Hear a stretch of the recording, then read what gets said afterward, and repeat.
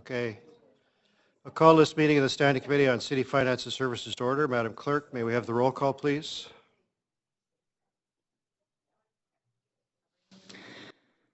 Councillor Meggs in the chair. Mayor Robertson, not in the chambers at this time.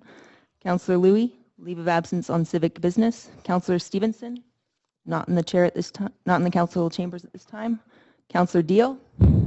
Councillor Jang. Here. Councillor Reimer. Here. Councillor Meggs. Here.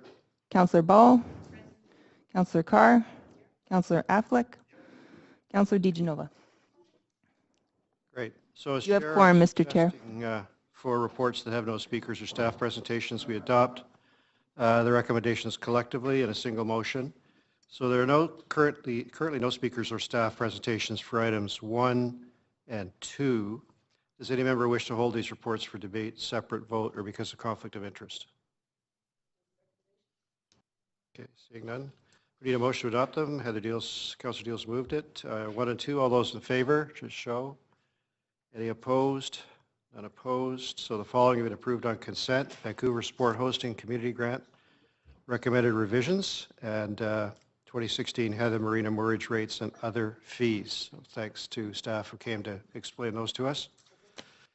So item 3, 871 Beatty Street, Central City Brewers and Distillers. We'll now consider these reports with presentations of speakers and so forth. We do have speakers for this. Ms. Cumberlato, would you like to make an introductory set of comments here? Sure.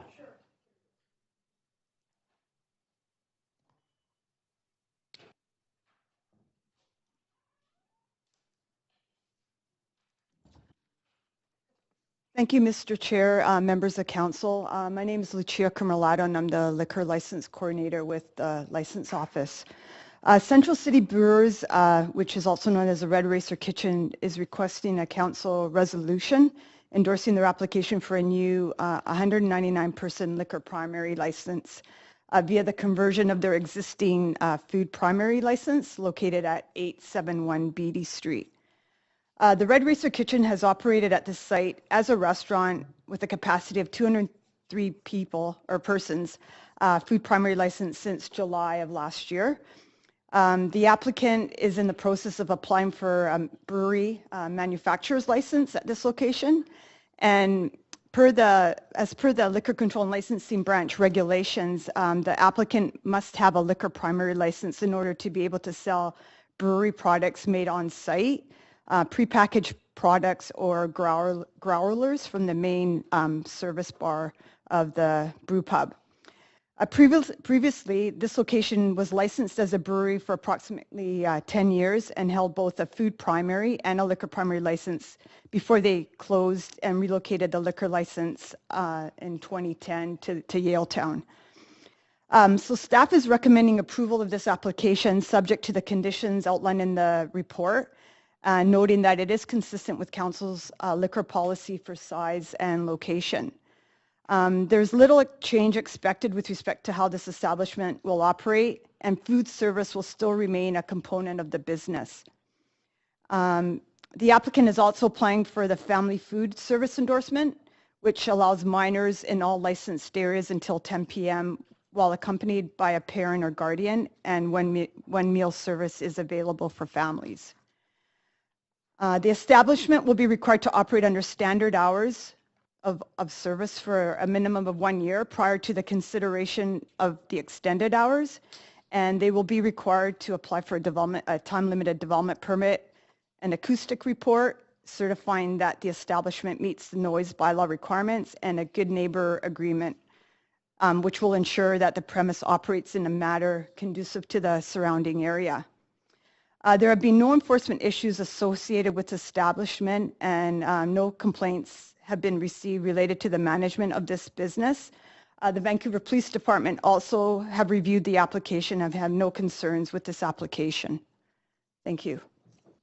Thank you. Are there any questions on this presentation? If not, we'll go to speakers. Councillor Carr. When was the liquor primary license in place for the 10 years? At what period of time?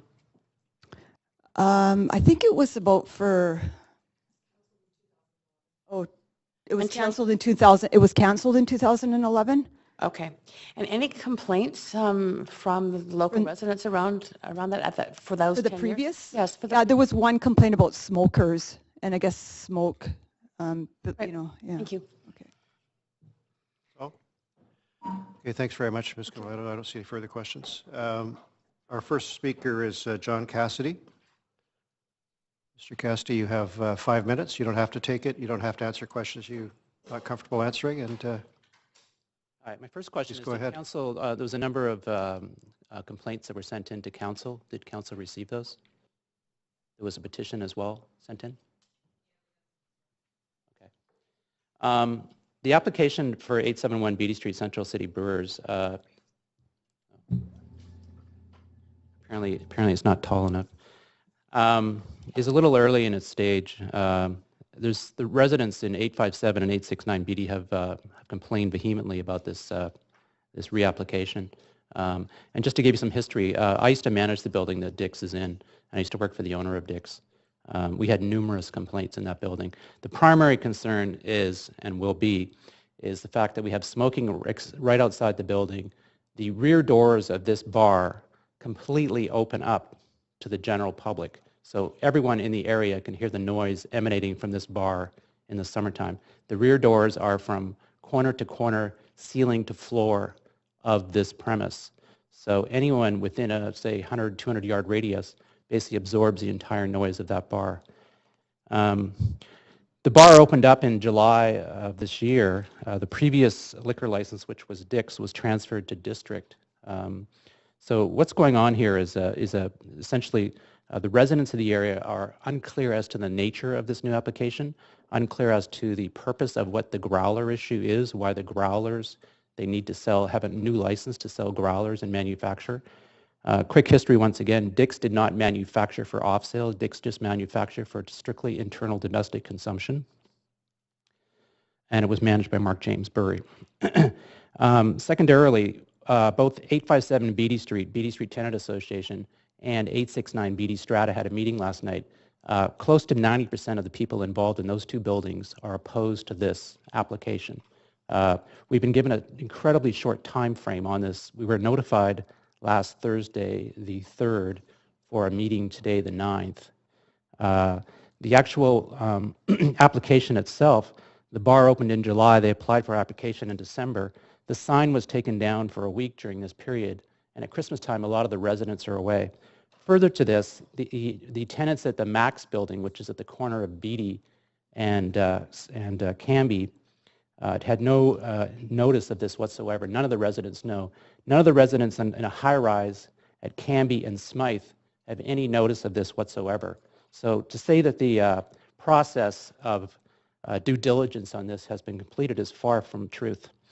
We oppose this. There's the people that wrote in actually for this opposition were in 4-1 in opposition of this application. We've given them the benefit of the doubt over the summer. The rear doors were supposed to be closed at 11 o'clock or 11:30 at night. They close at 2 o'clock or 1:30 in the morning. We heard the noise throughout the summer. The bar opened officially sometime in August. Stating that the consultation process is flawed, we have no idea what the good neighbor agreement is. The city does not outline what the new liquor license entails, and furthermore, its impact. So we recommend a planning study at the minimum, a social planning study, to see what the implications are of this variance in the liquor law. And this is a test case, I think, for Greater Vancouver, because with the density being increased in that area, with BC Place, with Rogers Arena, with the casino coming in, there's two new Concord projects coming in. The noise in this area and then what we put up with in this area is tantamount to abuse between the street parties, the alcohol late at night. So if you want to create a Granville Street in that area, you're doing a good job because it's getting to be out of control. Personally speaking, I live in the building next door. I've been robbed. I've had people attempt to break in from the bar. So the alcohol issue is primary. And when it was Dick's, we had numerous issues. We don't call the police because the police, in our opinion, they don't respond. They have better things to do, and they'll tell you to write counsel. So here we are today in front of council, stating our case that this application is misconstrued at best. the notion of they need to sell growlers to have this application really doesn't make much sense to any of us.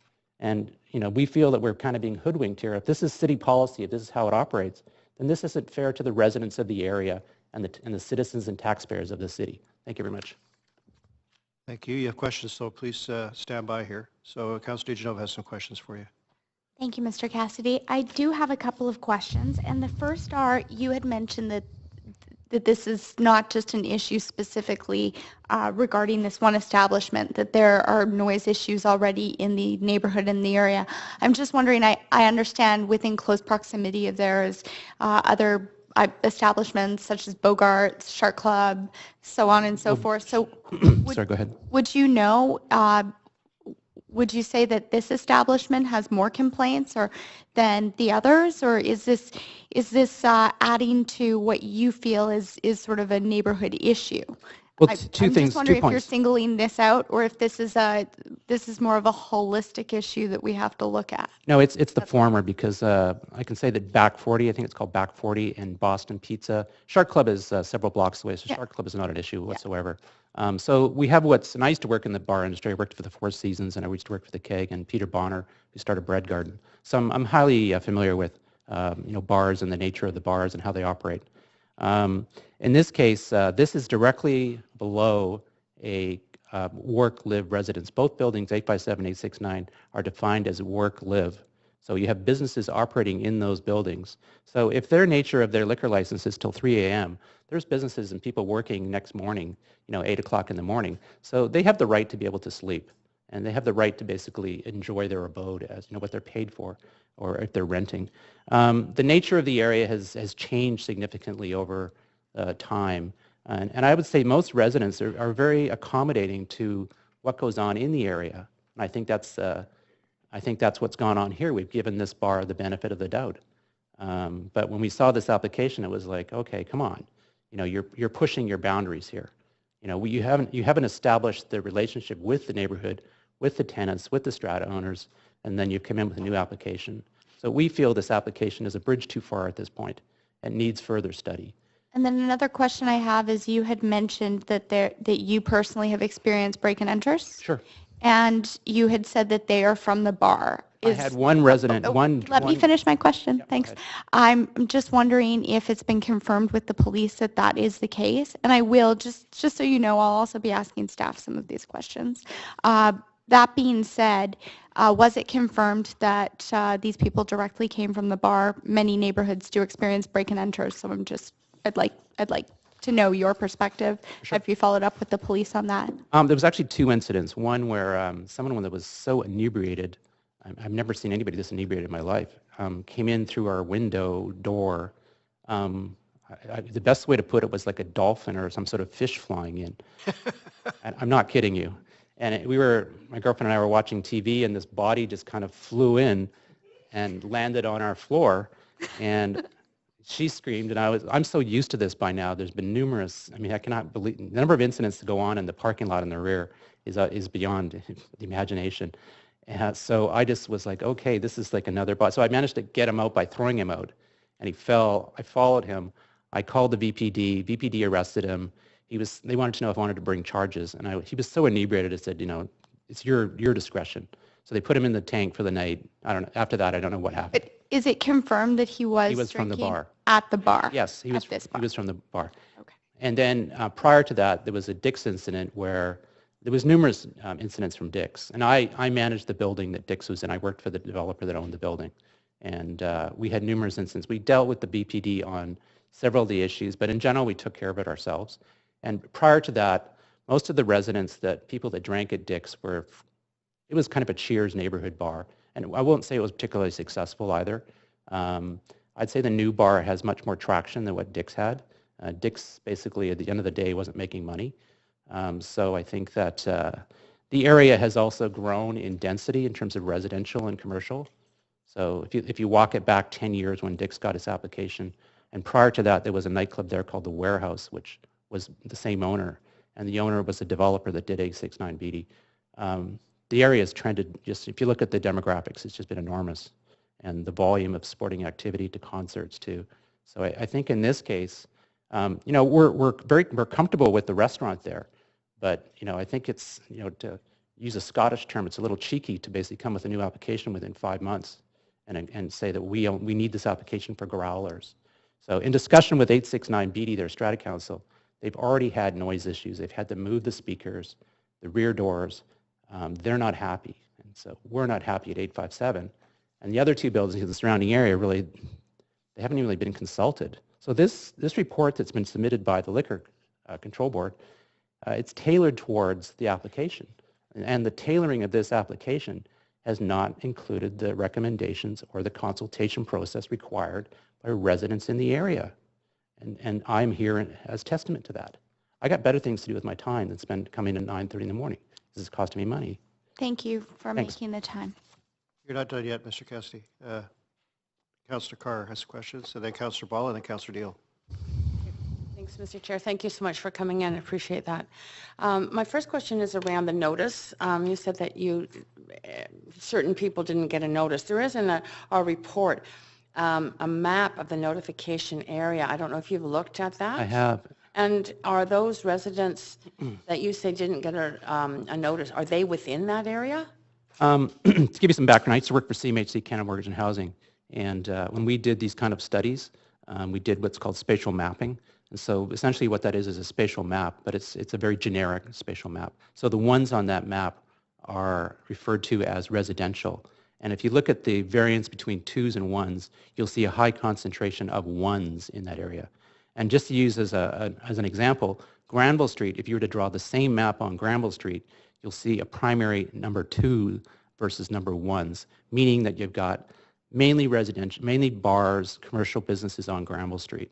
And if you look at Gastown, you'll probably see nowhere near the number of 1s that you have in our area in terms of density, because we're right on the border of Concord's development. And Concord started the developments back in 1986 at Smythe Street. Sorry, I just wanted to know if those buildings, thank you for the explanation, For sure. but are the buildings with the residents who didn't receive notification, are they within that notification area or They are. not? They are, and they didn't get notification. We had discussions with both buildings, and Which there was a buildings are mail out done, but I think a lot of people, the problem is when you get mail, a lot of it just comes as junk. So a lot of people don't even bother looking at it. So the actual strata, the meat and potatoes of a building is either the residence council or the strata council. And the strata council had no meetings. Further to that, Central City is claiming that there was 2 consultation meetings held with the 2 buildings beside them. We have no record of that whatsoever. And the person that attended, we don't even know who attended on behalf of our building. In discussion with the strata president of 869 Beatty, he attended, and he could not tell us who from our building attended. So. Okay, so I'll follow that up with staff. And I think I'm understanding you that there may have been mail-outs, but people may have It was thrown Christmas them out. time too. Got it, a different thing. Okay, number 2, in terms of not calling the police. So our staff have given us a report, and that report is stating there aren't a lot of nuisance calls, there aren't calls to police. I mean, that's the only way they can track it. So you're saying there are a lot of problems, but people are not calling the police? Well, in a perfect world, and this is looking around the council here, in a perfect world, Vancouver police have the time and day to respond to these are deemed extremely minor on a Friday night and a Saturday night in Vancouver. So be it in Gastown, be it in our neighborhood, they're on front and center of break-in enterings, assaults. I mean, I hear the cars screaming up Canby from across the bridge to go to Granville Street at 12, 1, 2, 3 in the morning. So we deal with it ourselves. We call the bar. 869 has been calling the bar. When I was managing Dick's, the actual building, I dealt with the issues. And if there was any kind of criminal activity, then the VPD would be involved. So in the case of break-ins or coming through the building, people going through the building, then we dealt with the VPD. But in general, we do not deal with the VPD because they don't respond. They'll come 2-3 days later, and it'll be a phone call at best. So it's unfortunate because Okay, we're I've understaffed. got your comment down on that. I just have a couple of more questions. Regarding the growlers and I did get the email that had attached the letter that was handed out at the door. Thanks for that. And my understanding is, but I will clarify with staff that that as an establishment, that wants to manufacture liquor and then sell it in the more bulk containers, they have to have a liquor primary application. So that's the relationship, but I'll clarify that just to make sure. My final question to you is around the social planning study that you want. And I'm not quite sure what you were looking for in that social planning study. I think if you look at the if you look at that, the piece of paper that you just brought up that you held that was handed out by Central City, if you look at the comment at the bottom where it says they don't want Vancouver to be the quote unquote no fun city, well, there has to be a balance between no fun city. And I consider the city actually a lot of fun. I've lived in New York, San Francisco, Boston, Toronto, large density cities. And I can tell you right now that in New York City, which I lived in Upper Manhattan, this kind of stuff wouldn't be going on. They don't put up with this stuff. Bars are closed at 1 o'clock on the Upper West Side, Upper East Side. There's no extension. So let's use as an example this manufacturing of liquor. So if you look at, I believe the bar is called it's right by where Hootsuite is on 7th Avenue. It's called, they make beer. They make the similar, I don't know if they call them growlers, what they're called, but they do used to be called off sale. So when I was growing up in Vancouver, I could go to a bar and buy off sale. I don't know when that stopped, but I'm dating myself. I was doing it in high school actually too. But I think it's called 7th Heaven or 3rd Heaven or something. It's on 7th Avenue. And they manufacture beer and they have the same kind of license. And they close at 12 o'clock or I think maybe even 11 o'clock. So to have a bar open until 3 a.m. and the nature of the new license gives them the opportunity to become a nightclub essentially. And if you look at Mark James's Yaletown Brewery in Yaletown, if you go in there on a Friday or Saturday night, that's a nightclub. The left side of that bar is a nightclub, okay? And they are open till 3 a.m. So it's the same liquor license. Okay. Okay? Thanks. Councillor Ball has questions. Yes, thank you, Mr. Chair. Thank you for coming in, sir. Sorry, Mr. Cassidy, you're doing a great job and people have many questions for you. Thank you, Mr. Your little thing here is too close. Okay, go ahead. Thank you, Mr. Cassidy. I'm over here. Oh, the left side. Thank you. Yes, there are people over here. I didn't know you guys were there. Go ahead. It's 9:30 in the morning. Okay, come on, go. Sorry. Thank you. Just to get back to the report that we have in front of us on page 4, it mentions several issues that were brought to the fore at the meeting that they say was held. I'm not sure exactly when that meeting was, or you mentioned who attended, but it did mention several things that they say have since been implemented, and I'm trying to ask you if you've noticed any of these changes or not. One was moving the subwoofers off the beams to another area in the restaurant to lower the sound. Have you noticed any change in the sound? The people directly affected by that are in 869 Beatty, and actually the president of the Strata Council is on the second floor, so probably a foot under his floor is those speakers. So my understanding in talking to him last night was that they have been lowered by some sort of cable. But the real central issue here is come summertime when the rear doors, it's like, let's look at that wall there, and if we could just open that wall completely, that's what Central City is in the I summertime. understand. If I could just get through my Sure, questions. go for it. It does mention that they wanted to have no smoking and be respectful of neighbors signs placed around the outside of the establishment. Have you seen that done? No, there's people loitering, hanging out both doors, both front doors. But no signs of it? No signs whatsoever. And do you know whether there's a manager to monitor patrons who leave the No, establishment? none. And do you have a contact name or number for the residents to be able to reach the restaurant or the person who can do something about these issues if there's a problem? At this point, there's been no person put forward. I think what's important to recognize here is that maybe they're going through growing pains. They've just started. Mm-hmm. So this is all sort of new to them. And if you look at the history of Central City, their brewing capability, they started in Surrey. Their actual Central City Brewers is in a mall in Surrey. I forget the area of Surrey, what it's called. It's Upper Surrey, or it's on the SkyTrain station. So this is a different bird for them altogether. They've never really been in a residential area. But at this point, that hasn't been established. Nothing has been established whatsoever. Find out.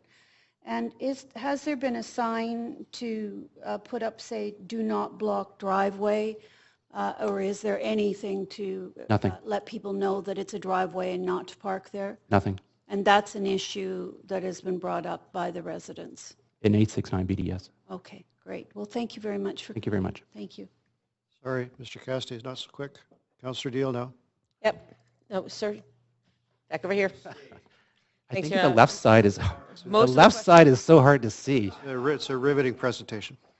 Most of the questions have been asked, but I've got a couple other questions. So there was a mail out. I will confirm that with staff, but your assertion is that that's not sufficient notice. Well, what's gone on, in my opinion, is that the report has been tailored for the application. Actually, I'm going to stop you right there because that's an accusation to staff that I was going to address all in my comments anyway. Okay. Our staff are not pro or against. They are regulatory, and they are simply looking at the technical aspects of this application and seeing if it matches with our policies, as well as checking with things like the police department. So I won't tolerate comments about the attitude or approach from staff. It is strictly neutral. Okay, circling back on that then, in answer to your question, Yes. the answer is no, that we weren't sufficiently notified. So when we send you something in the mail, it's our responsibility to make sure you see it. How do we do that? The easiest way is to address the strata council or post it in a building. But when you start mailing things to residents, I mean, you have to understand the amount of junk mail that people get, especially come election time, is that they don't read it and they just throw it out.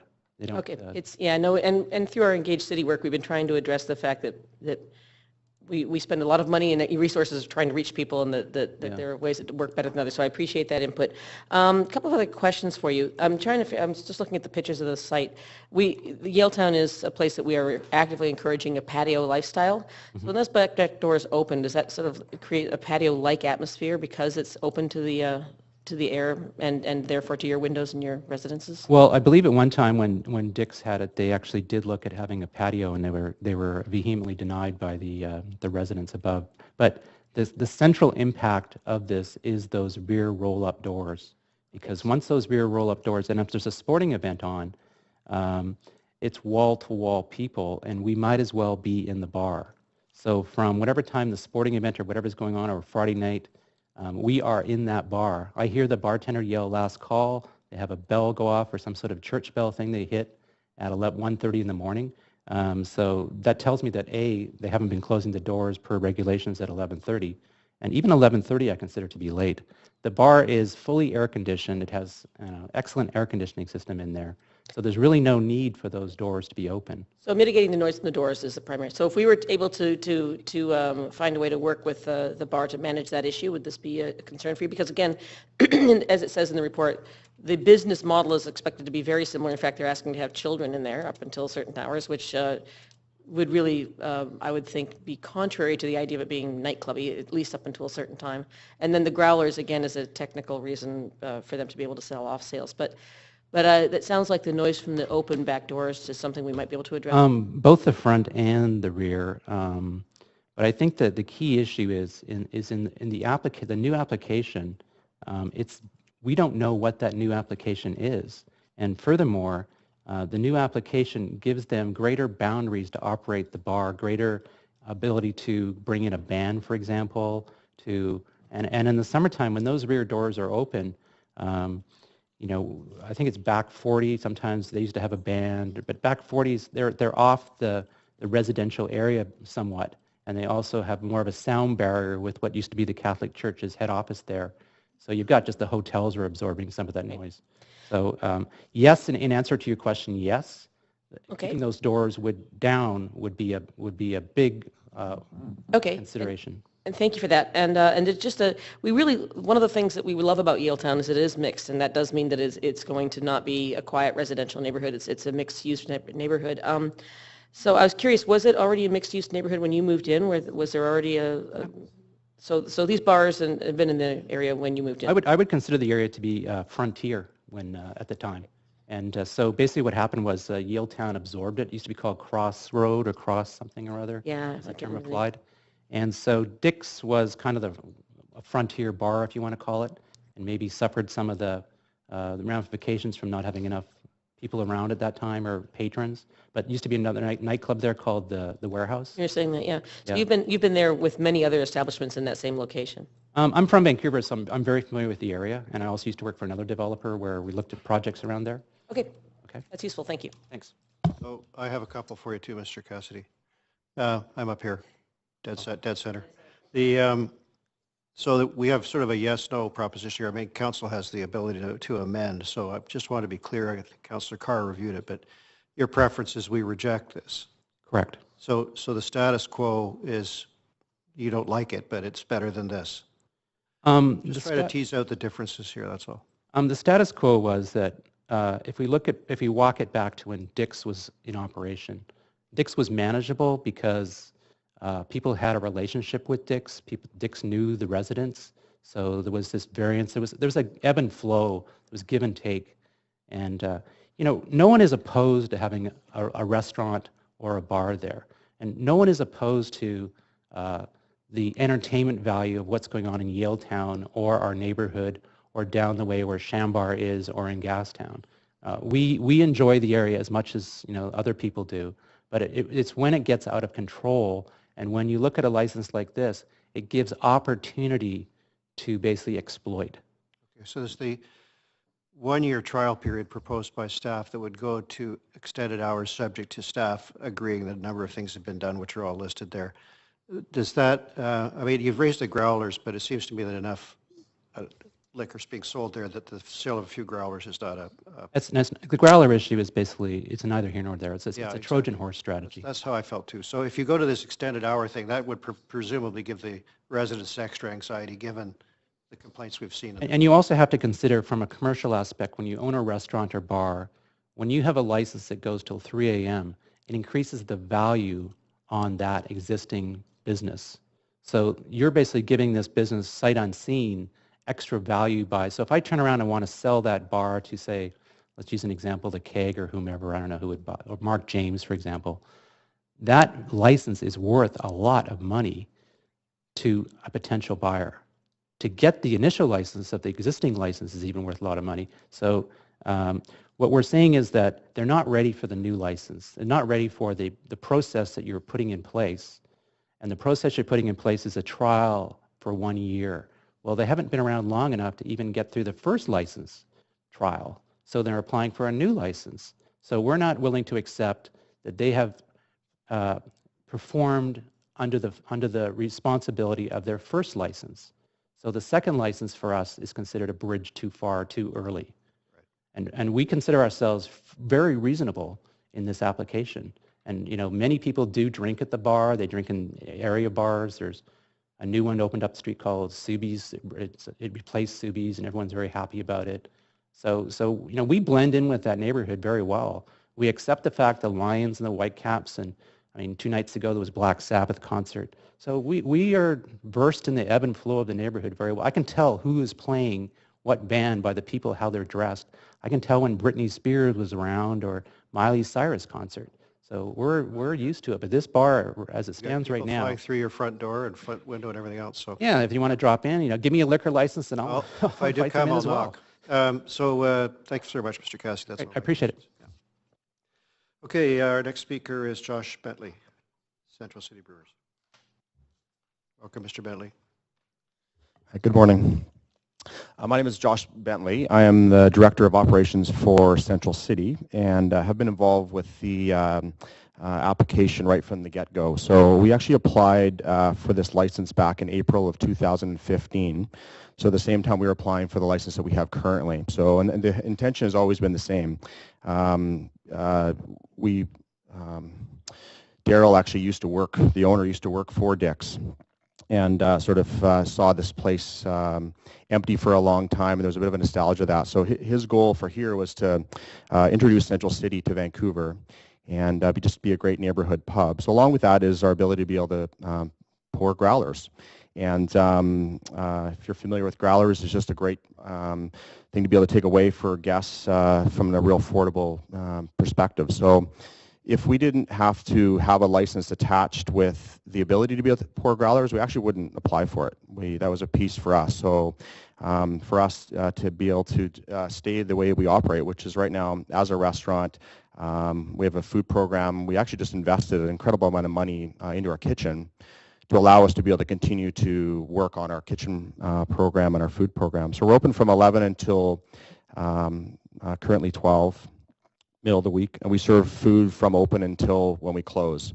And we don't have any intention of doing anything different with that. That's a big part of our program. We've ran our Surrey Brew Pub for years, and sort of an institution that's been around for almost 20 years, and we look to do the same thing. So so it was, the application went in April. We put the notice up December the 11th, and it was noted that it went down. It was actually vandalized. It was taken down, and we called the city immediately to let them know, and it was actually down for 2 days during that period of time. So we've actually have the notice up since December the 11th. It's still up there today. And part of that is that we don't want to, we felt that the moment that notice came up, there were at that point some letters that went into the city in terms of opposition. And we got wind in terms of who might be concerned, and immediately I responded to that and invited the councils of the stratas who had made the comments to come down and meet with me. So I did, on their time, we met with them, both with the Max and then the strata above us, to address any concerns that might have happened. And the two main things that kind of came up out of that, one was some loitering around the front. So we've responded by putting no smoking signs out there. We do send staff out there to address it as frequently as we can. Of course, you can't always catch it. You know, somebody goes out for a smoke and you might not catch it in the moment. Whenever we do, we've addressed that with them and just kindly asked them to move. On our own expense, I've got 2 signs that have been made, and we've offered that to strata to be available to them if they want to put it up for themselves. So we're really trying to work with the stratas to address any concern that might have come up. I've given them my cell number. I've given them my email address. So if anything comes up that, which has been a couple minor things, they just let me know, and I can then address that with operations. And we're really committed to working with the residents and with the community, and I'm liaisoning with that personally. So in my role, I've got a lot going on, but to me it's really important. I want to make sure that this is seen by residents and by the city as a great community brew pub. And so the other thing was noise. So that was the other thing that we addressed, and at our own expense, we took the subwoofers down because there were some vibrations that were happening up into the residential above us. We put maxes on our music. We have settings now that can't go above, so you can't manually actually turn the volumes up any higher than they are. And we actually turn the volumes down at 11. We don't have to, but we turn it down at 11, okay? You know, in terms of the back doors, so we've only ever operated until 12 and then 1 o'clock on Friday and Saturday. So those doors wouldn't have been open any time past that point. And I do know that moving forward with the liquor licensing, that there are actual decimal regulations attached to that, and through that there's actually puts more restrictions on us now. As a restaurant, we can kind of crank it as much as we want to, but under the liquor primary, actually there are regulations around that, so we're very aware of that, and we feel that we're at a level now. You can come in there any time of night, even if it's a Friday night. You can have a normal conversation and the music is there for sure, but it's not pumping. So live music has been talked about. So you know, do we have live music or not? So my commitment to the residents above us is that we're not going to ever have any electrical. If anything, it's going to be acoustic. It might be 1, and we realize 1 to 2 max people. That's it. No, nothing more than that. Because for us, we actually don't want to operate that way. For me personally, I'm not in this to run a nightclub or to run a place that I have to deal with the byproduct of that. So for me, my and our intention is simply just to be a great neighborhood pub that we can work with people in the area to be able to create a great atmosphere for people, to be able to have it easy for them to come down. So you have a number of questions, Mr. Bentley, so you could just pause there and, yes, and maybe continue your comments in response to questions. We have questions from Councillor DeGenova. Thanks so much. I Just in hearing the speaker before you's comments, I had some questions sort of regarding the process that you've used to consult, and I think you've outlined a number of those points very well in your 5 minutes. But just to ask, are you engaged at all with the downtown BIA or with that community? I know you're still a fairly new organization, but is that something that you're looking forward to do? Because I know that they have other tools and ways to reach out to the neighborhoods. Sure, yeah. So no, I'm not personally yet, but we've talked about me getting involved with that. And as well as we have a new general manager that I hired in December, and getting him involved as well. But I'm not personally yet, but it is a good point. Great. Be And involved, then yeah. another question is on page 5 of the report, it states the applicant is also applying for the family food service endorsement, which will allow minors in all licensed areas until 10 p.m. while a parent accompanied by a parent or guardian. One meal service is available for families. Can you just maybe elaborate on why you're applying for this? Is it Sure. to make it more of a family-friendly atmosphere? Yeah, well, because my 6 and 9-year-old will have a problem if I can't let them into my place. There you go. Well, I mean, we have kids. Owners have kids. I have kids. You know, we don't want to be. We want to be a place that's accessible to everybody, and because we're not pushing booze. We don't sell shots. Like, we want to be a place that people can come in with their families and be comfortable. Because people who live downtown, sometimes they want to go out with the kids, but sometimes they don't want to, and we want to be able to have the ability to be able to do both for them. And right now, could you just clarify for me what time you're allowed to have families in the establishment? We're able to have them right till close now, Okay. because we're a restaurant. Okay. Yeah. So this would sort of also foster that children would be allowed in there for most of the hours that you're open? Yeah, and I think typically kids, we're not going to see them past 10 o'clock No, anyways, so it is able to accommodate, I think, when people would want to come down with their families. Okay. And then could you also, you had mentioned sort of the lengths that you've gone to make sure that the noise and the smoking issues are addressed. How would you feel, and you don't have to answer this question, but your relationship is with the stratas and the neighbors and the residents in the area? Because we had heard from a speaker that they felt that, you know, there perhaps was a disconnect there.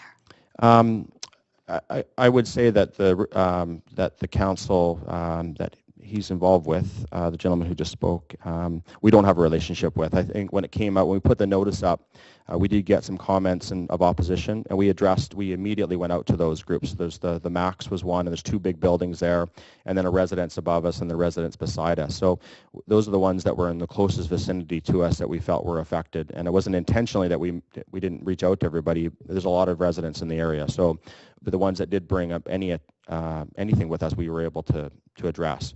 A lot of them are regulars. We see them a lot. I shake their hand when they're in. I mean, we have a good relationship with them. It's to our benefit to have that, because we want our business to grow, and that's going to come from residents, but it's also going to come from the people who come in to enjoy some of the games and some of the events. So, but our business strength is only as good as the residents who live near us. Because if we're going to be a sustainable business day and night, it's not going to come down to just events, because there's not an event every night. So we want to nourish that relationship as much as we can. Okay. Say that it's as strong as it needs to be. No, there's some people we don't know everybody, but we're trying to get access to it, and I now know we need to get access to a few more people. And thank you for those examples that you've given. Also, just on the question, there were some concerns raised regarding, I suppose, loitering. I know that there's not much you can do when people leave your establishment, but have you received any feedback from the Vancouver Police Department specifically? No, I've never received any complaints ever, either from city or from police. Great. Thank you so much. Thank you. Thank you, Councillor Deal. Yes, thanks very much.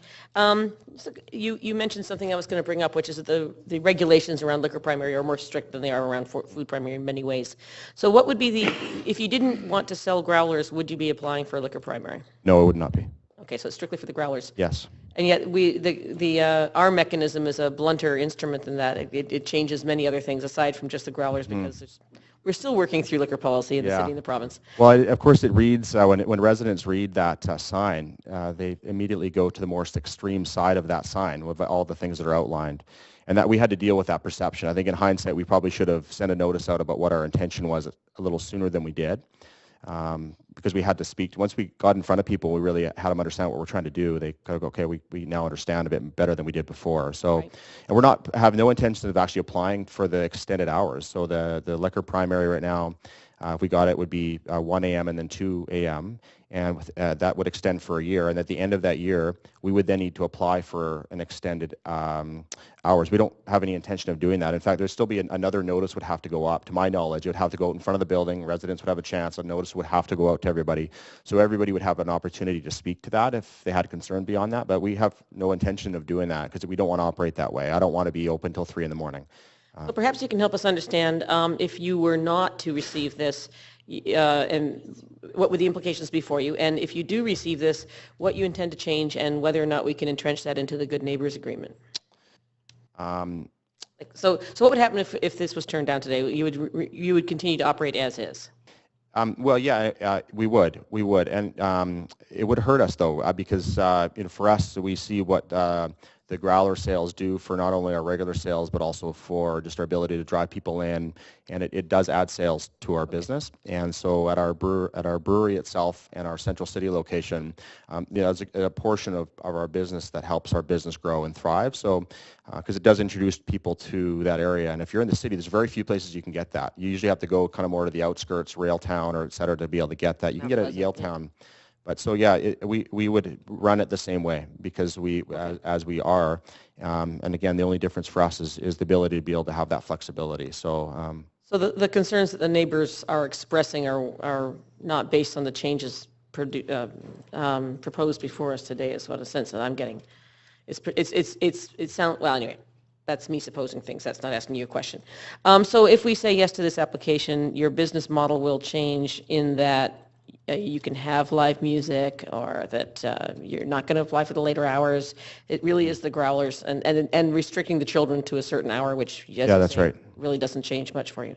So you're not anticipating a big business model change because of this, aside from the growlers? No, and again, we've spent a lot of money in literally the last month on our kitchen to improve what we were able to do in terms of our offerings. We're just constantly trying to improve that piece. So again, we wouldn't do all that if we didn't have intention of having that be a big part of the way that we operate. So again, we're not changing. We're not going to increase the music. We're not going to become a live music hall. That again, is not our intention. And the acoustic, as you pointed out, the acoustic reports are something that we do certainly rely on here at the city. And with your back doors being open, that's something that I would assume we will want to monitor quite closely, given the concerns of the neighbors. Does that concern you? Yeah, of course it does. So, there's, if a resident ever has, in the last month, even have said, hey, the music's a little bit loud, Josh, right now, can you just check into it? I've called the site, or I've been on site, and I've been able to address it. And we're constantly just, coaching and managing my team in terms of addressing that. So in terms of the back door, the bylaw, music's off at 11, so those things are going to come down at 11 o'clock, and we're talking about a short period of time. It'd be summertime, so and it's only when the air is actually warm enough to be able to have it. So if you look at the whole business year, we're looking at probably, maybe if it was last summer, 8 months, it's a pretty dry summer, but this year, 3 to 4 months maximum that we would ever have that open. That wouldn't even be every day, because again, too, if you're sitting inside and that cool air starts coming in, we're going to close those doors. We don't have heaters above them. It's just open to the open air. So that's a good point. Thank you. Yep. And then my final question is just that we heard an example of clear over-serving that apparently was witnessed coming out of your establishment. I know that everyone has serve it right. So what are you doing to ensure that doesn't happen? There's a lot of places in the area that do serve alcohol. I would say that's an assumption. That said, that people do come in and drink. So all of our staff have to have a serving it right. Our managers have to have a serving it right. They understand the liabilities that they put on themselves in the business if that happens. And I've been in restaurants operationally at a high level for probably almost 20 years. I'm very clear on how that works in terms of the liability that I would never want to put us or our license at risk by having that level of service. Again, we don't serve shots. We don't even have it on our menu. I think I have 2 shot glasses in my whole place. That's not what we try to do. We serve beer, which if you drinking a beer, you're sitting there for a little while having a beer. It's not. That's my time. Yeah. And my time is up. So thank you very much. Okay. So we have questions from Councillor Carr. Thanks, Mr. Chair. Thanks so much for coming in. My first question has to do, well, there a bit of follow-up from Councillor Deal's questions. In terms of your, the plan around your business and the business model, do you intend to pursue live music, which you will be allowed to do if you get a liquor primary? We do. Again, we have discussed it a lot. In fact, we've discussed it with the residents above us that we would minimize it to a singular artist or two, and it would be acoustic only. Because it's tied into our sound system, but the moment you get an electric component to that room with the residents upstairs, it definitely adds. So we're also not going to allow any external music systems to be brought in. So in other words, if a DJ is going to come in, because our system currently, I've been working on maximum volumes, in order to abide by, we're trying to operate it now as if we would, even if we had the regulations around acoustically. So we've got maximums put into that volume. So if somebody plugs into our system, they can't go any higher than it is, so they can't bring their own system in. So we're really conscious of just how we are managing those volumes. Okay. In your response to my question, you noted that you were talking to the people above you, in the strata, the residents above, and you mentioned that you did talk to a number of other stratas around the area. We had a speaker already, as you heard today, who said that there isn't that same relationship, and you may have noted, well, you didn't think they were as close or something. I'm not quite sure what the response was, but maybe you can explain that. And if you could, just respond to the question of whether you are willing to have a cordial relationship where there's discussions back and forth with that strata. Yeah, it's our benefit to have a good relationship. Again, those are customers for us. So we don't want to be in a place where there's a group of residents that are not excited about having us there and knowing that we don't want to work with them. So it's our benefit. They're customers. They're important to our neighborhood. So I'm absolutely willing to do that. Good. To speak to why we didn't, we got, when we put the application in, or then we really actually went, it's not when the application went in, it's actually when the notice went up. When that, big whiteboard went up, there were some letters of opposition that were sent into the city, and we wanted to be clear so we could properly address with whoever was bringing up those concerns. And that was from our residents upstairs and beside us, and then the Max. So I personally reached out to Strata and to the presidents of those places and invited them to meet with me at their convenience with whoever wanted to do it. And I extended that to the residents as well. I said, please just let me know how many people are coming down, but we'll find a time to do it. So I met with them both separately, and it wasn't intentionally leaving people out. Right. It was just to look at some people who might have concern and be happy to address it with them. In hindsight, we could have maybe been more forward about getting to everywhere within even a closer vicinity, but there's a lot of residents around there, so. Okay, thank you for explaining that. Now, again, that former speaker said that they don't typically call the police. So you did say you haven't got any police complaints, which makes sense. But you have said that you are responding to issues around noise, et cetera, because you've given your phone number out. That's right, yeah. So, whenever somebody calls you, and you've given it to the neighboring areas, you do respond to that complaint. That's right. Okay. All right. Can I just go through the list that Councillor Ball read earlier in terms of issues that arose out of some of the previous meetings that you intend to or already have responded to? So the subwoofers you've done. There's no smoking signs up. Okay. You've assigned a manager to monitor patrons when leaving the establishment at the end of the night. Do you have a manager that's monitoring the people that are leaving in terms of noise and that kind of thing? So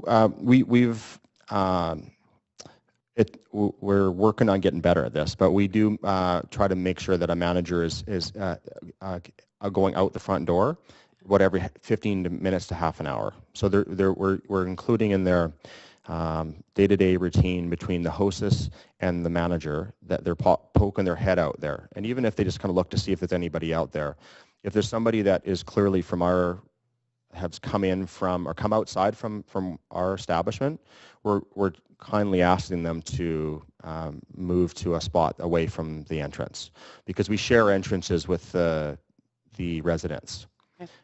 It wouldn't be as much of a concern if it was just us, but of course there's residents right there, so we're trying to address that as best we can. So we have the signs up, and then we're sending people out to kindly ask them to move on down. Yeah.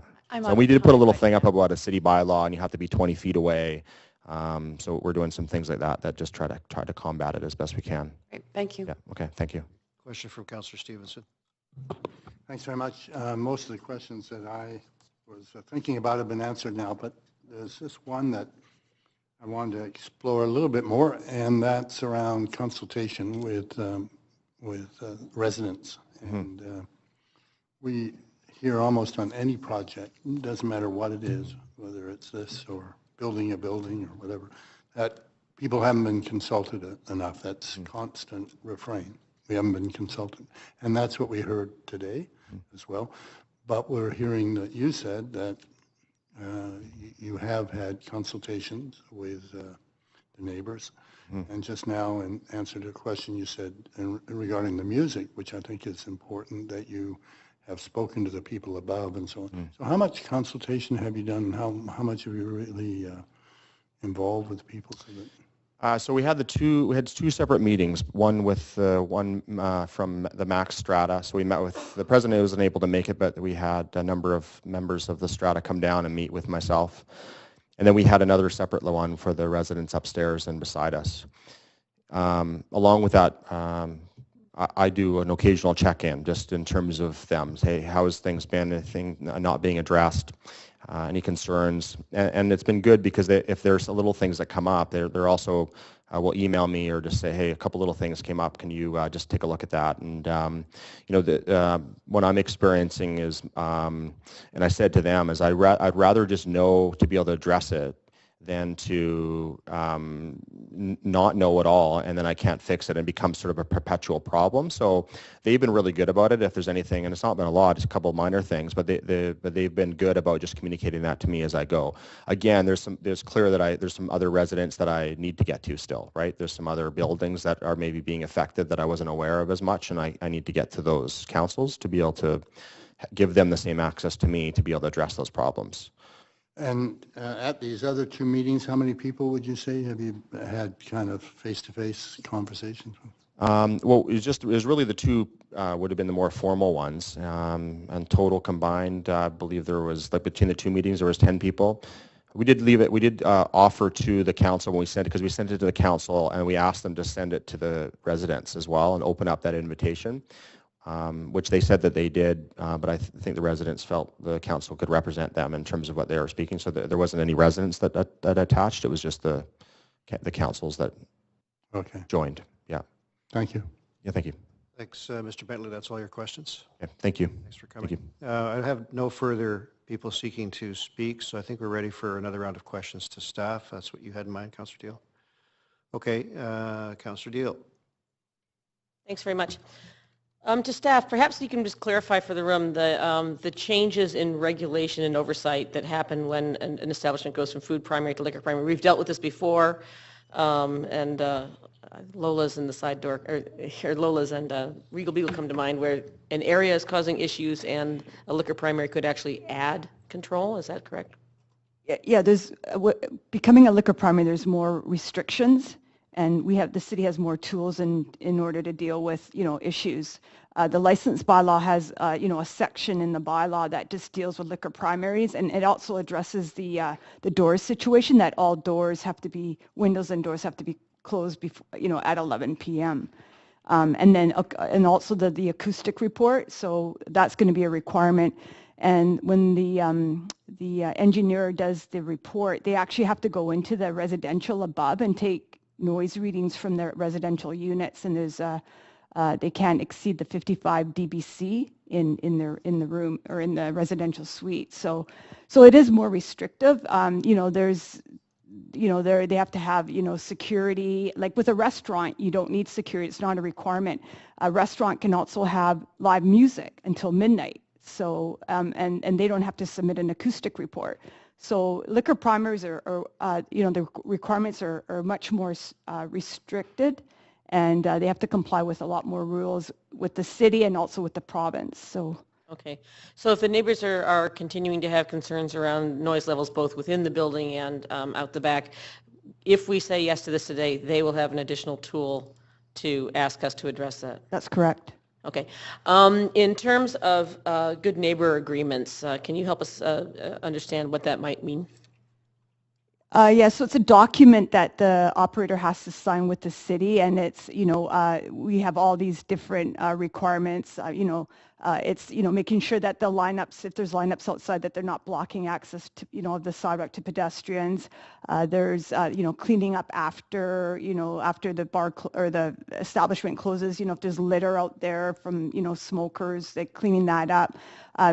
Being neighborly, having people out there monitoring patrons when they're smoking, monitoring the noise levels, serving it right. There's just, and then, they have to become part of Bar Watch. So that's a requirement Right. that we want them to do that, so that if there, if there are issues, they can call VPD and VPD will go and deal with the issue. So it's quite, it's a 4-page document, so that they have to agree to. And thanks for reminding us about the Bar Watch membership. That's a strong tool. Mm-hmm. Also, can you remind me, is this within the Yaletown BIA? Yeah, it's Yaletown. Okay, It so is. they're automatically members of the BIA as it is. I was pleased that Councilor DiGenova's questions about that, because I think that BIA is also another good tool. Is there anything to prevent, what about the fears that this turns into a full-fledged nightclub?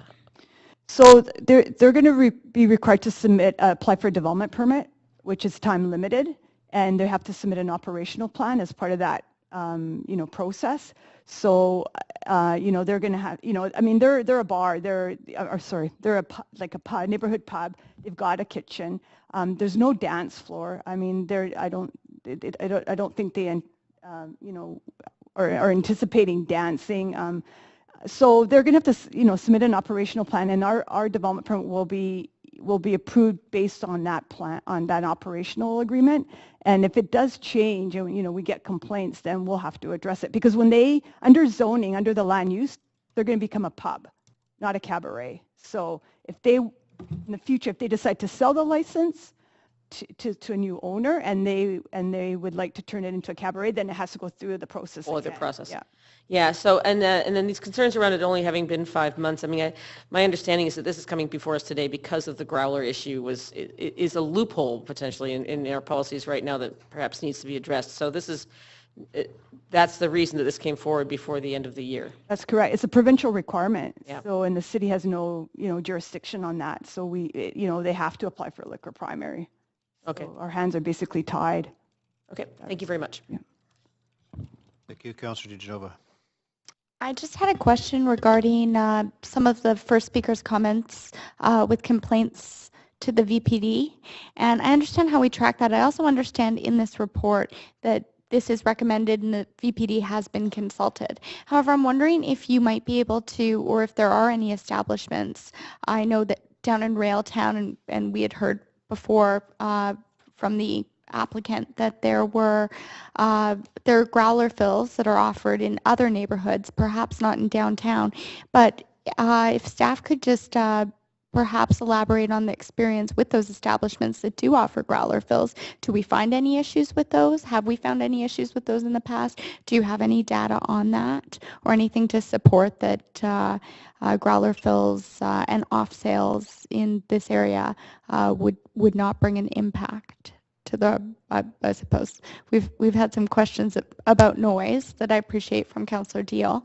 That being said, I do have some questions about the impacts of off sales. Well, I mean, off sales have always been permitted. So with respect to the breweries that that are opening up now, as far as I know, we had a few complaints, but but I don't think it's anything to do with the growlers. It's just, patrons, they're hanging out outside after the brewery closes, because breweries have to close at 11, the craft breweries have to close at 11 p.m. So sometimes people are just hanging out and, they're just, congregating and not leaving right away. So that's, I think the majority of the complaints that we do receive, which are very few, are to do just with patrons, not the growlers. So with respect to obstacles, usually what happens is people just go, get their growler filled and leave because they're just going back home with it.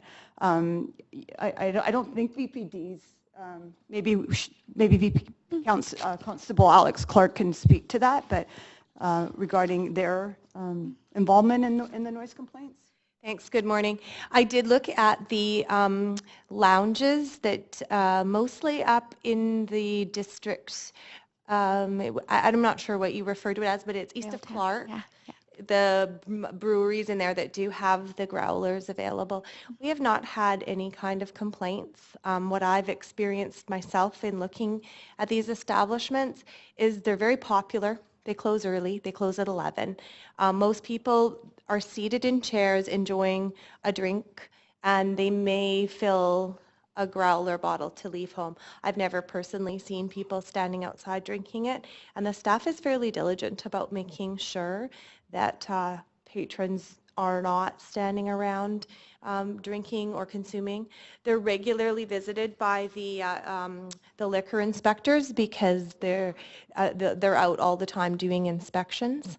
They are 19 plus, and the advantage of having a liquor primary license from the perspective of enforcement is that it is 19 plus with the exception of the family food. Mm-hmm. But a restaurant, what we experience is the 19-year-old coming in with the 16 or 17-year-old friend, and it's a lot more difficult to regulate minors consuming in a restaurant than it is in a liquor primary because generally they're ID'd right away. They need ID to prove they're 19 if they're not with their adult guardian or parent. In a restaurant, unless the server actually asks the patron for ID prior to consuming, it might not happen. And somebody at a table, a 19-year-old, can buy a couple drinks, and as soon as there's an opportunity, the minor can also consume, possibly without the staff knowing. So there is advantages to having the liquor primary in place when it comes to control and enforcement. Thank you. That's really helpful because I know we've heard from people that in Railtown or the area east of Clark, growler fills are really popular and they'd like to see them throughout the city. So it is interesting to have that information and data. It is very popular, and from our perspective, and I work very closely with the LCLB inspectors. We're just not seeing the amount of enforcement with respect to that. Yes, they get crowded, and sometimes crowding is an issue, but we have not seen issues with the consumption of growlers. And just to follow up to that, would it be fair to say that with growler fills, you're more likely to see people filling their growler and leaving to enjoy that beverage at home instead of loitering or staying in that area? So in fact, it could see people come to purchase the liquor, but you're not going to see the loitering that you would get if they were just drinking at the establishment or the bar. The amount of people that I see openly consuming are generally consuming like single beers or single cans of liquor. I'm not really seeing people drinking from a growler. It's sealed, and my assumption is they're going somewhere else. Most of the people in the district we talk about east of Clark there, it looks to me like they're walking on foot from close by residents or friends' places, coming in on foot and then leaving on foot. I'm not seeing a lot of vehicular traffic or anything. I'm not seeing a lot of consumption. So. Thank you. Great, thank you. Councillor Carr. Thanks, Mr. Chair. Thanks so much. I'm not sure if you'll answer this, but my first question is about good neighbor agreements and how good neighbor agreements are actually formulated and what the outreach is to the surrounding community to form the good neighbor agreement, if VPD is involved in that. Yeah, we have a standard good neighbor agreement, and when we receive comments from the neighbors, when we draft the good neighbor agreement, we take those comments into consideration when we're drafting a good neighbor agreement. We've given copies of good neighbor agreements to the stratas, and actually the strata that's actually part of this application, the the chairman, I actually sent him a copy of a, of a standard good neighbor agreement. So he's, sent comments back to me asking for some other things to be added, which, we will consider, and we may be able to add that into the good neighbor agreement. But I mean, it covers quite a lot of issues in that. And so I think for the most part, these good neighbor agreements have been quite successful. And we've, they've been in place for many years, and it's a good tool that the city has. And also, if they do end up becoming a liquor primary, we will meet with them regarding bar watch. And there's a whole another set of agreements that enforces what the good neighbor agreement sets out.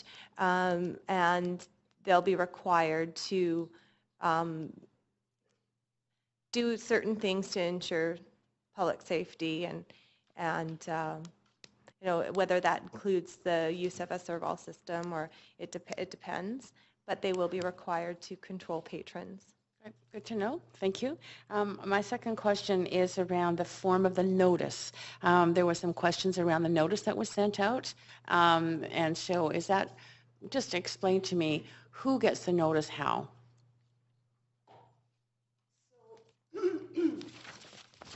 So this is a copy of the postcard that gets sent out, and on the top here it says notice of application for liquor primary. So this goes to all the residents and business owners within that radius, which is a 750-foot radius that you see in appendix, I think it's B, on the map. So we had approximately, I think, what was it here? Sorry. So we sent out 2,184 notices within that survey area, which included residents and commercial businesses. And we received approximately 30 to 40 were returned, and the majority of those were commercial premises. Okay. Great, thank you. I have one other question, and that's to do with the back doors. The back doors, is there anything that restricts the opening, closing of those doors in terms of within the guaranteed hours of operation that have to do with noise or impact in a residential area? So the license bylaw states that after 11 p.m. all windows and doors have to be closed. So with respect to doors and windows and that, if there's live music, any kind of music playing, we do have a noise bylaw, and that stipulates how loud it can be outside. So at the property line or at the point of reception. So what we would do is we receive complaints, and we would go out during the day, like if it's during a weekend during the day, our inspectors could go out and then take noise measurements at the complainant's property line and make sure that they're complying with the decibel level. If they're not, then that means that if they have music playing during the day, that they have to have that door closed because they're not meeting the noise bylaw requirements. So that's another tool that we have with respect to daytime noise. Great, thank you so much. Okay. Thanks, Ms. Carmelado. I think that's all your questions. Councillor Deal, did you want to take us forward here? Yes, thanks very much. I am going to move the recommendation. I want to acknowledge the concerns of the neighbors, and No, you can't. I'm sorry. I want to acknowledge the concerns of the neighbors, but pointing out the things that we've heard here this morning, that this is, in fact, tightens up the regulations for them. We've been through this before at the city and had these same conversations, and I feel that with the liquor primary, the controls that will be in place, the membership in Bar Watch, the acoustic reports that are now required, which weren't in the past, adds the controls on that hopefully can address some of those concerns. We've heard clearly from the operator that their intent is not to change their model. We will keep an eye on that and ensure that the model continues to be a pub-style operation. I think it's really unfortunate that you have to change to a liquor primary to be able to get growlers out the door. I think as we do our liquor review, which we're well into now, maybe that's one of the things we can put on the list of things to address with the province. That seems like a an unnecessary step in the process. And I appreciate Constable Clark's comments, and I encourage the neighbors that if you are hearing concerns, that you do report them either to the police if you think it's a criminal nature, or to 311, because that way we do have a good record. And it's not anecdote, it's something we have a paper trail or an electronic trail of. But I think a lot of the concerns we're hearing are actually of more of a neighborhood scale as opposed to the operations of this particular restaurant, which is going to become liquor primary. And so that's a conversation we can have with the BIA, we can have that with neighbors, but it is a very lively mixed-use neighborhood. It has lots of patios. We encourage that kind of liveliness and street animation. So I don't see anything in this application that is contrary to what we're hoping to do. I just hope that these new controls will give us the tools we need to address some of those neighbors' concerns. So I'm pleased to move this recommendation. Okay, to the motion, Councillor Carr. Yes, thanks so much. I'm going to be supporting this motion, and I really have a lot of confidence in the process that has been explained to us around the application for a liquor primary license and the greater controls that requires. And in response to a number of the questions that were brought up and concerns brought up by the first speaker, I've received responses back from staff and from the applicant that reassure me that those concerns are going to be met. One is that the back door and the being open won't happen after 11, and there was an indication that that was a concern, and that 11 may seem late, but 11 is, you know, okay. So I think that's really important, and monitoring that situation is good. Two, I think regarding the reach to the neighbors around, I think that the applicant has shown due diligence and a history of already doing that, and a willingness expressed by the applicant to reach out to others. So I encourage the members of the strata councils that have not yet been reached out to let themselves be identified and have that relationship established. I also encourage in the development of the Good Neighbor Agreement that we make sure that those strata councils that have not yet perhaps provided the city with their direct input other than today, that's incorporated. Happy to hear that other strata councils have already done that as well. And in terms of the police complaints, I also, like Councillor Deal, would encourage any resident, if they feel that there is the breaking of law going on, that they reach out to our police force. But there's also an opportunity with the provision of a contact at this establishment to reach out directly. That has been happening, and that can continue, my understanding that will continue to happen. And finally, I just feel that, that in terms of security, acoustic reporting, cleaning up, monitoring patients, the Bar Watch program, there's a phenomenal array of sort of new mechanisms under the liquor primary, which in fact I think could allay many of the concerns that have been addressed by speakers today. So thank you all for coming to speaking, and our staff for the work on this. Thank you, Councillor Carr. Councillor DeGenova.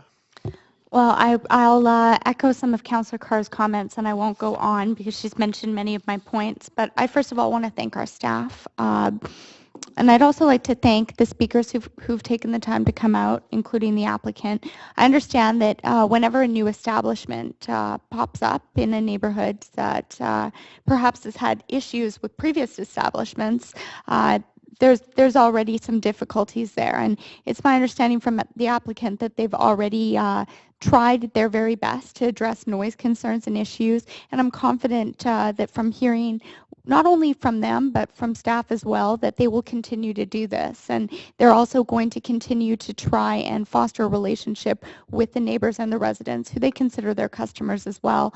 And I'm very encouraged to hear that they will be reaching out to the Downtown Business Improvement Association.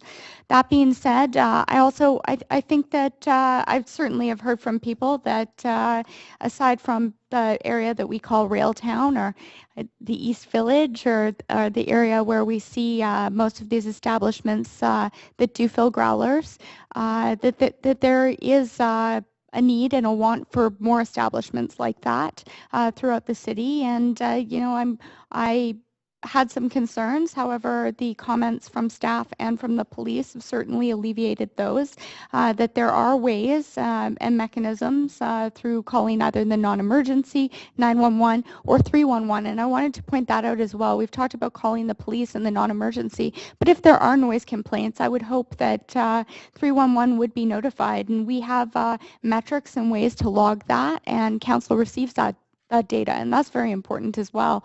So even if the speaker had mentioned he didn't feel that his concerns would be addressed, please know that when you call 311, that is logged and that is sent in a report off to city councillors regarding those issues.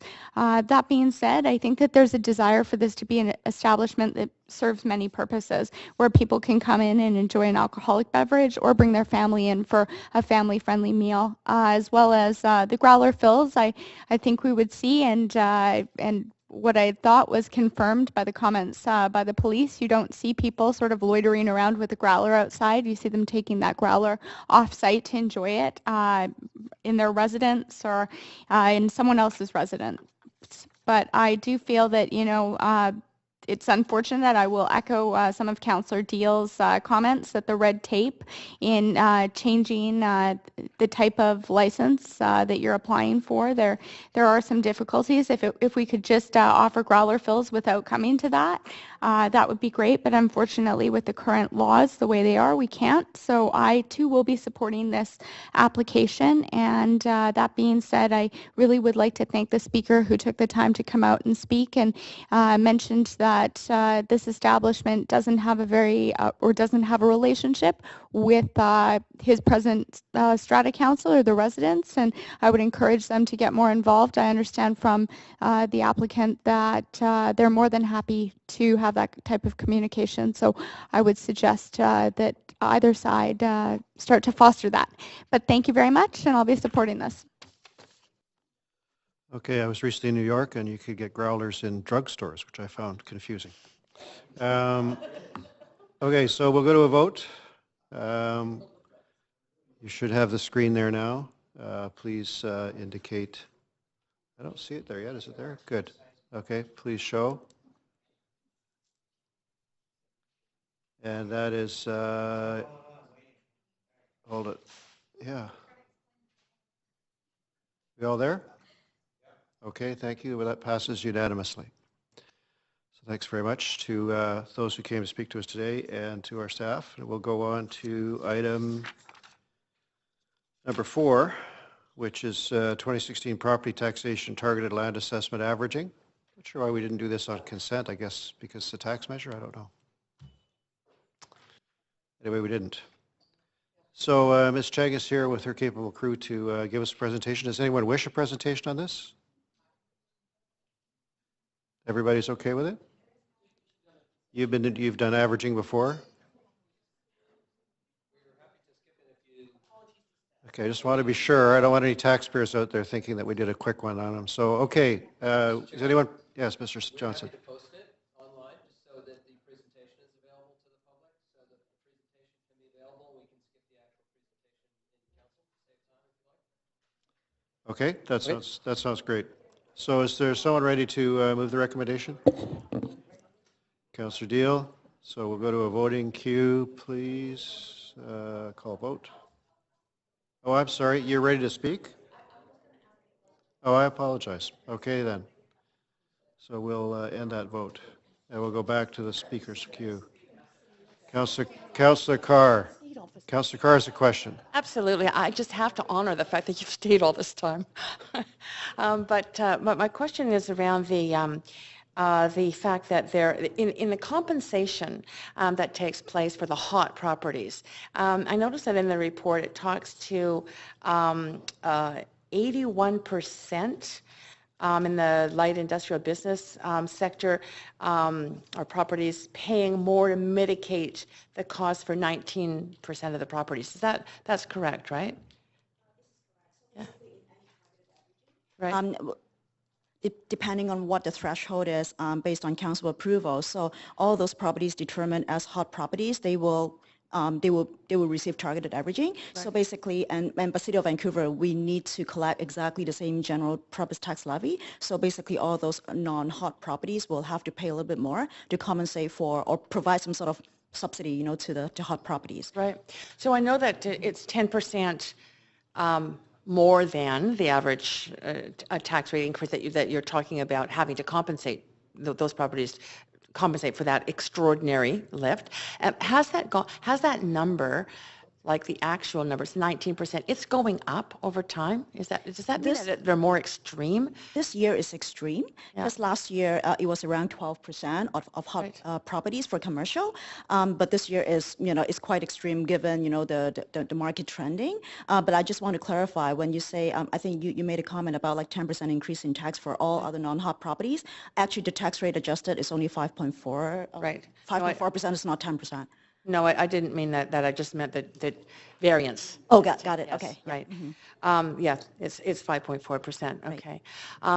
And there must be an end point somewhere in terms of it's still based on the average. And so if everything is going up, I mean, do you see that, could we exceed 19% of the properties being hot? I mean, I sort of have a hard time imagining mathematically how it's going to get to any huge number because it'll drag the overall average up, right? I would basically characterize it as, like, you know, for commercial properties, it's quite different from residential properties because residential properties, you don't have such a big variation in terms of your property values and the size of the properties and the potential ups and downs in your assessed value.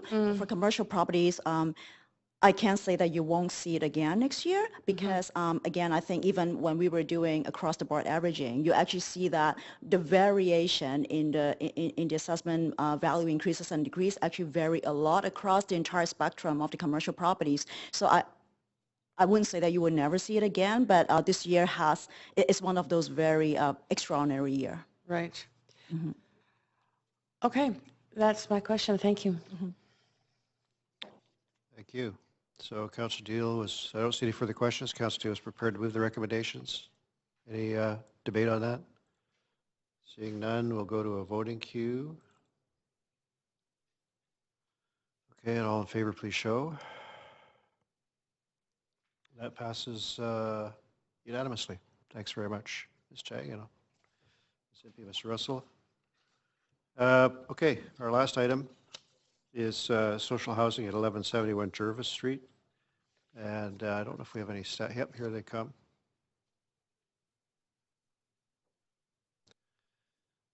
Mr. Garrison. Mr. Nondorf. Anyway, are there any questions for staff before we hear from our speaker? Not seeing any. Okay. Mr. Dave. Never sure how to address you, sir. Just Dave. Seems a little bit casual, but welcome. You know the drill. Eggs, councillors. This is unceded Coast Salish territory. Squamish, Tsleil-Waututh, Musqueam. I'm here today for two things, speaking on this, but I find it very unfair that I have to defend my good name. Last time I was here was February 24th. I was advised by some media yesterday that Councillor Kerry Jang brought my name up in chambers after I'd left, saying I reviewed the tape, and he said that first time I saw Dave, it was homeless Dave, and then it was formerly homeless Dave, and that's got to be proof that we're doing something right, implying that Vision Vancouver policy on homelessness has something to do with my not being homeless. A year ago, Councillor Jang. Oh, Dave, I think it'd be good if you'd address the report. We could, if you have issues with what Councillor Jang said at a previous meeting, I'm sure you can correspond with him, but we don't need to debate that here today. Well, no, he did this in public, and a year ago, and I brought this up because you asked me how I was a couple of months ago, And I said a year ago, Councillor Jang said that, that I'm living in housing that Vision Vancouver built.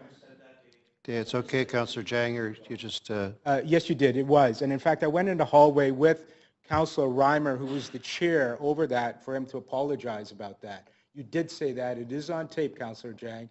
And I asked for an apology, and I'm still asking for an apology, and I'm asking an apology from Vision Vancouver as well, and a public apology, because you said that in council and in video.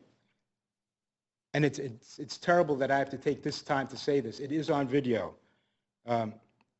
This matter on Jervis Street, as you know, this was referred to as also the pour doors, which means that the social housing unit has a different door than the other door for condos.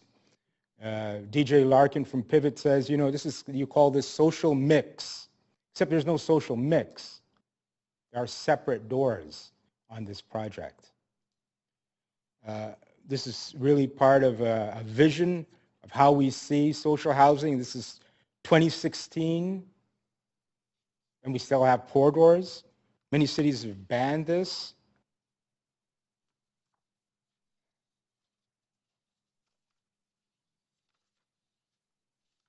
And the background to this social housing is the mayor's, as the staff report says, is the mayor's combating his homelessness strategy, his background paper on this document.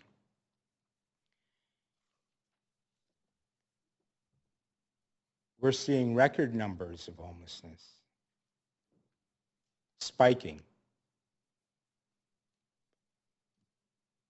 As Councillor Jang suggests, the Vision Vancouver is doing something right on homelessness. Record numbers, to me, on homelessness doesn't mean you're doing something right. You can do something right. I'm tired of Vision Vancouver blaming the BC provincial government or the federal provincial government or the federal government. You can do something immediately. Our community is calling for a freeze on rent and rent control. On April 5th, Oakland City Council is bringing that motion on a freeze on rent. If it can be done in Oakland, it can be done here.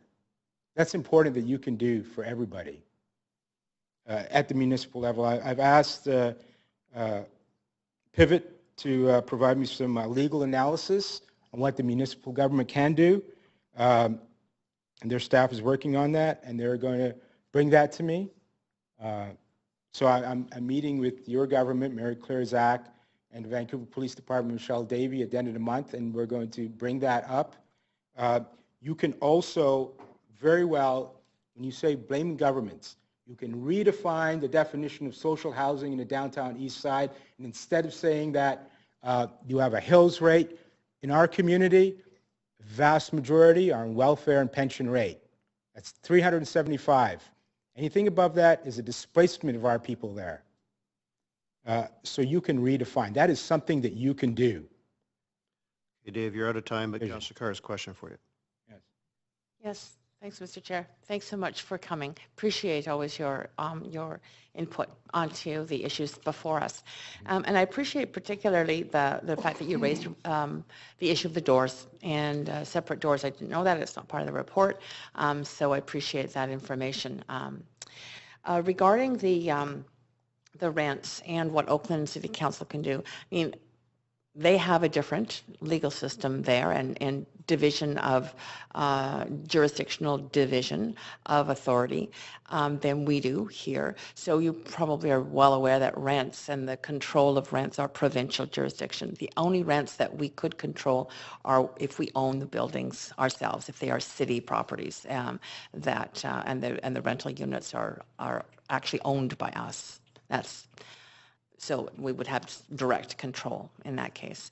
But thank you for raising that issue. And in terms of this particular project, I just wanted to know if, other than the issue of the separate doors, are you supportive of the project?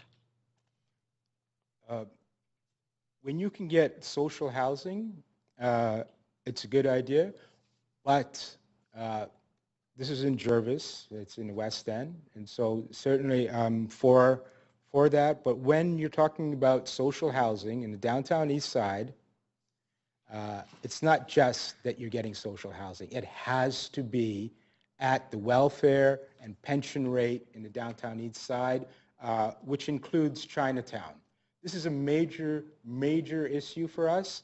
And so when this government changes that definition, especially in our neighborhood, that policy could work in areas like Kitsilano and others, but not in our neighborhood. So this is something that this government can definitely do. You can change that. It's within your jurisdiction to do that, and it is something that's positive and constructive that this government can do. And we will bring it up more forcefully in the coming weeks. Okay, thank you. Okay, thank you, Councilor. Dave, I have one question. If we change the definition, would it change the number of rooms that are available at the welfare rate? Or Yes, it would it just change the names on the, you know what I'm getting at? No, do you want to? Okay, more specific? we can define them any way we like. If they're not funded provincially, they don't come at the welfare rate. So if we change the definition, would it change the outcome? We're trying to achieve what we can with our financing. That's my concern. So Well, you would prefer that we change the definition even if it doesn't change the number of rooms that are available at slightly above the... Well, it's an issue if you say, well, if you have to, you have a choice. You take the bull by the horns, or you keep deferring, referring the issue of affordability and homelessness. But the bottom line in our community, it's up to you on how you work together with the province, with BC Housing, how you work with your partners, Rich Coleman. But once you create that, you're creating a bottom line as well. And I don't think people can argue with you that in our community, that is a displacement policy outside of the welfare and pension rate. So you need to come together on that table, but you need to define it there. Take the bull by the horns and define it there. And we will bring this up further in the coming few days. We'll make it very clear, as well as looking into a rent freeze. I'm going to get more analysis from DJ Larkin on this, and we'll be happy to talk to you about this. Let's deal constructively on this, and because we all want to get housing for people, especially in my community, and we know that we can't afford it outside of the pension and disability pension rates and welfare rates. Okay, I see you're back, Councillor Carr. Did you have a further question? Okay, thanks. That's it for questions. Councillor Carr? Yes, thank you very much. Yes, that's a question to staff. And my question really is around the number of units that will be available at what rates. So the report, page 4, says that 30% minimum will be at the Hills rate, but staff will work with nonprofits and the government to achieve the deepest possible levels of affordability. Can you spell out to me what that means? Yeah, so after this, the units have been acquired by the city, or the approval has been given to acquire the city, we'll work with and do a request for proposals with our nonprofit partners, where we'll be working with them to identify other sources of funds that can be brought provincially and otherwise to try to get as many of the units at as lower rates as possible. So at this stage, prior to having done that, we can't nail down exactly how many units will be at exactly what rate. Our key principle here is there are not operating subsidies coming into these projects from the province or others, so we have to make sure that the rents that are set in these projects create a project that's sustainable over the long term financially. So until we've done the RFP process, until we've worked with our nonprofits to identify the project budget and make sure that it's going to be sustainable, it's tough for me to tell you exactly how many units will rent at exactly what rate. And that will depend on really also not only the provider, but it will depend on the provincial government and their willingness to, for example, provide rent supplements. Exactly, and rent supplements are something we're looking into as a kind of standard way to achieve deeper affordability in these projects. For example, the Safer Rent Supplement Program for seniors allows you to rent a unit for $765 a month, where the tenant is actually only paying less than 400 of that. So the difference being made up by those rent supplements. So there are ways working with provincial programs that exist on the rent supplement side to get those deeper levels of affordability without impacting the project budget. And that's what we would need to work with our nonprofit partners to try to secure as much as possible. Right, right. And are you running into walls in terms of the availability of rent supplements? We haven't, and in fact, a number of projects that are coming forward from the nonprofit sector now in terms of developing their own projects are gearing towards using those projects. The SAFER rent supplement program for seniors, the RAP rent supplement program, rental assistance program for families are essentially statutory programs where if you meet the qualifications, you get access to those rent supplements. The homelessness rent supplements, I understand there are more limitations around, so that's where there are some challenges. That's very helpful information. Thanks so much. Okay, thanks, Mr. Garrison. I don't see any further questions.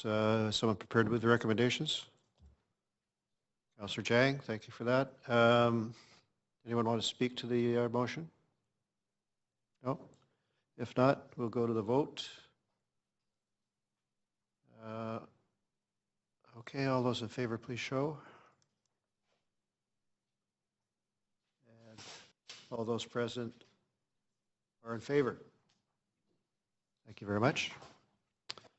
That completes our agenda. So the standing committee portion of the meeting is now complete. We'll convene a regular council. I think you're going to do the honors, Councillor Deal. You want your mic on too? Okay. You got it? Sorry. Yeah. We will now convene regular council to deal with the recommendations and actions from today's Standing Committee on City Finance and Services. Madam Clerk, may we have the roll call? Councillor Deal in the chair. Mayor Robertson, not in the chambers at this time. Councillor Louie, not in the chamber. Oh, leave of absence on civic business. Councillor Stevenson. Councillor Jang, not in the chambers at this time. Councillor Reimer. Here. Councillor Meggs. Here. Councillor Ball. Councillor Carr. Councillor Affleck. Councillor DiGenova. We need a motion to adopt the Standing Committee's recommendations. Seconder? Or sorry, recommendations. Moved by Councillor Carr, seconded by Councillor DiGenova. All those in favor? Any opposed? The motion is carried unanimously. We have one bylaw for consideration, a bylaw for average land assessments for 2016. Would someone like to move the bylaw? Moved by Councillor Ball, seconder? Councillor Carr. All in favor? Any opposed? That's carried unanimously. We need a motion to adjourn. Moved by Councillor Carr, seconded. The city manager advised me staff were expecting to go in camera around noon. I was going to do that as we... You do that too? Okay. Yeah, as we wrap, yeah. I wasn't sure if you had that I'll take you as a seconder to adjourn. The motion is carried unanimously. This meeting is adjourned. We will meet in camera at noon today to complete our business. Thank you.